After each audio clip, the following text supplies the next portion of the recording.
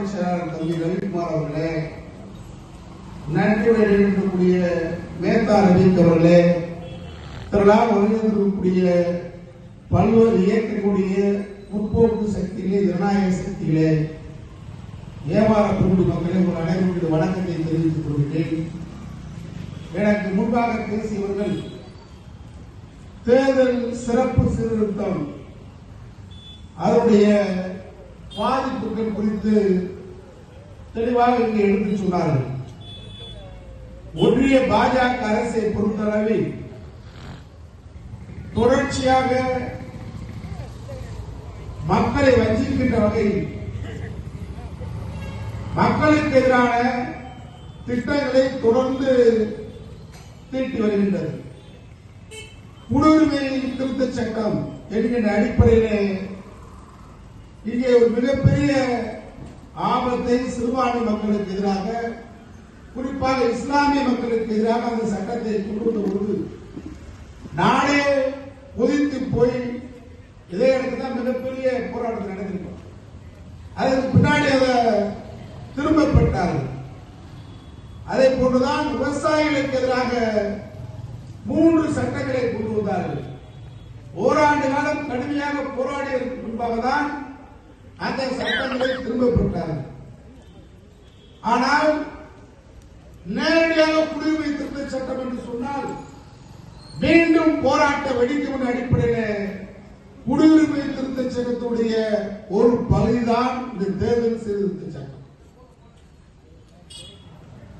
இன்னும் சில பேர் எனக்கு முன்னாடி நம்முடைய மார்க்சிய தோழர் சொன்ன மாதிரி அதிமுக எடப்பாடி பிரிவை சேர்ந்தவர்களும் பாஜக காரங்களும் என்ன மக்கள் சொன்னாங்க, சாதாரண வீட்டில் வந்து வாக்கெடுக்கிறது தானே, இது முறைதான நடைமுறை தானே அப்படின்னு சொல்றாங்க. அந்த நடைமுறையாது.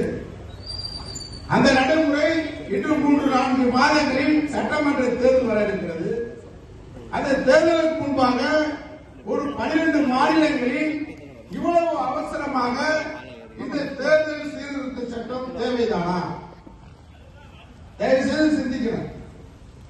பீகார்ல கொண்டு வந்தீங்க, 65 லட்சம் வாக்காளர்கள் நீக்கப்பட்டார்கள். உச்ச நீதிமன்றத்தில் வழக்கு இருக்கு. ஒரு 12 ஆவணங்களை சொன்னீங்க, 11 ஆவணம் தான் முதல் சொல்லிச்சு. ஆனா அந்த 11 ஆவணத்துல ஆதார் இல்லை. ஆதார் இல்லாம வாழவே முடியாது. பேங்க்ல அட்டையில ஆதார் இணைங்க, லைசன்ஸ் இணைங்க, எல்லாத்துலயும் ஆதார் இணைச்சாதான் வாழ முடியும்னு சொன்னாங்க. ஆனா ஆதார நாங்க சேர்க்க முடியாது இந்த ஆவணத்துல அப்படின்னு சொன்னாங்க. உச்ச நீதிமன்றம் ஆவணத்துல சேருங்கன்னு சொல்லல, சேர வேண்டாம்னு சொல்லணும். இன்னைக்கு அப்படிதான் இருக்காது. 11 ஆவணம் தான். ஒரு படத்துல வண்டி வருமா பண்ண என்ன கணேசன் வரும் வராது மாதிரி இருக்கு ஆதார். உங்களுடைய கதையில வந்து ஆதாருக்கு ஒரு முக்கியத்துவம் இல்லை. யோசிச்சு பாருங்க. November 4 December 4 முடிக்கணுமா? 7 கோடி பேர், 6.25 கோடி வாக்காளர்கள். இன்னும் பல வாக்காளர்களுக்கு என்ன நடக்குது தெரியல. நான் எஸ்ஆர் என்ன தேர்தல் சீர்திருத்தம் பொதுமக்களுக்கு தெரியுது. ஓட்டு இல்லைன்னு பின்னாடி ரோட்டு மறிப்பீங்க. குடிநீர் வராட்டாதான் பெண்கள்லாம் வெளியே வருவீங்க. அது வரைக்கும் என்ன போராட்டத்தை மக்களுக்கு தெரியாது. எவ்வளவு பெரிய ஒரு ஆபத்தான சூழல் இருக்கு தெரியுமா? மிக மோசமான சூழல். குடியுரிமை திருத்த சட்டத்தை நேரடியாக கொண்டு வர முடியாம பீகார்ல 65 லட்சம் பேர் நீக்கப்பட்டதுல உச்ச நீதிமன்றத்துக்கு சென்றதுக்கு பின்னாடி 43 லட்சம் பேர் நீக்கிட்டாங்க. 43 லட்சம் பேர் யாருக்கு பட்டியல் எடுத்தா சிறுபான்மை இஸ்லாமியர்கள், பட்டியல் வகுப்பை சேர்ந்தவர்கள், பழங்குடி மக்கள் இவங்க நீக்கப்பட்டிருக்காங்க. இன்னும் அதில் குறைபாடு இருக்கு அப்படின்னு தேர்தல் ஆணையத்திற்கு இந்தியாவுடைய பெரும்பான்மை ஜனநாயக சக்திகள், எதிர்கட்சிகள் எல்லாம் தேர்தல் ஆணையத்திற்கு முறையிட்டதற்கு பின்பாகவும் தேர்தல் ஆணையம் முறையான பதிலை வரைக்கும் சொல்லல. சிறப்பு சீர்திருத்தத்தினால இந்த நன்மைன்றத தேர்தல் ஆணையம் விளக்கணும். நம்ம எவ்வளவு நாளும் பாதிப்பு எதிர்கட்சி தலைவர் ராகுல் காந்தி பேசுறாரு, நாடாளுமன்றத்தில் பேசலாம். தேர்தல் ஆணையரை நோக்கி ஊர்வலம் போனாங்க, அதுக்கு தடை. நாங்க வீட்டுக்கு 3 தடவை வருவோம், 3 தடவை தடவை நீங்க வீட்டுல ஆடலாடினா நீங்க ஆளே இல்லைன்னு உங்களை ஓட்டுல சேர்க்க மாட்டோம்னு பொதுமக்கள் தான் சிந்திக்கணும். வெளிமாநில வாக்காளர் வெளிமாநில வேலைக்கு போயிருந்தா அவங்க நேரடியா வீட்டுல இருக்கணும். இப்ப நான் இருக்கீங்கன்னா என் மகன் வெளிமாநிலத்தில் இருக்காரு, பெங்களூர்ல ஒருத்தர் பீகார்ல இருக்கிறாருன்னா அவன் இருக்கணும் வீட்டுல.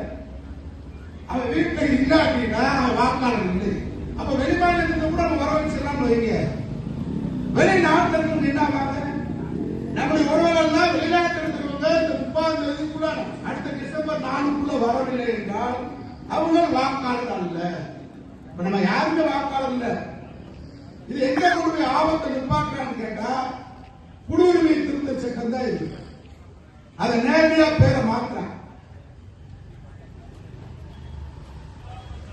இதனுடைய கொடுமைகளை தொடர்ச்சியா பார்க்கிற ஹரியானாவில் எவ்வளவு பாதிப்புன்றது ராகுல் காந்தி தெளிவா சொல்றாரு. அதையும் கேட்கிறேன். அப்ப எங்க கொண்டு நிறுத்துறது?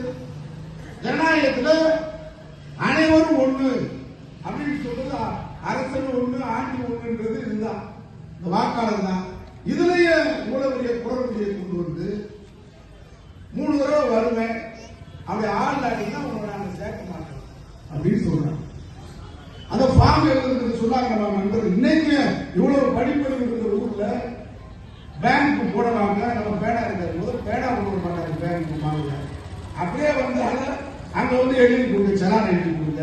அதை இன்னைக்கு நடக்குது பேங்க்ல. இது பாருங்க, கடையில கலெக்டர் ஆஃபீஸ் முன்னாடி இந்த எழுதுறதுக்குன்னு உட்காந்துருக்காங்க. இன்னைக்கு பத்திர ஆஃபீஸ்க்கு முன்னாடி, கலெக்டர் ஆஃபீஸ்க்கு முன்னாடி அது ஒரு தொழிலாவே இருக்கிறாங்க. அப்ப இன்னைக்கு படிப்பறிவு இருக்கக்கூடிய ஊர்ல படிச்சாவே பத்தாது, அந்த விஷயங்கள் தெரிஞ்சுக்கிறேன். அப்ப சாதாரண மக்கள் இவ்வளவு ஆவணங்கள் சொல்றாங்க. 2002 கணக்கெடுக்கப்பட்டதுல என் பேர் இருக்கணும்.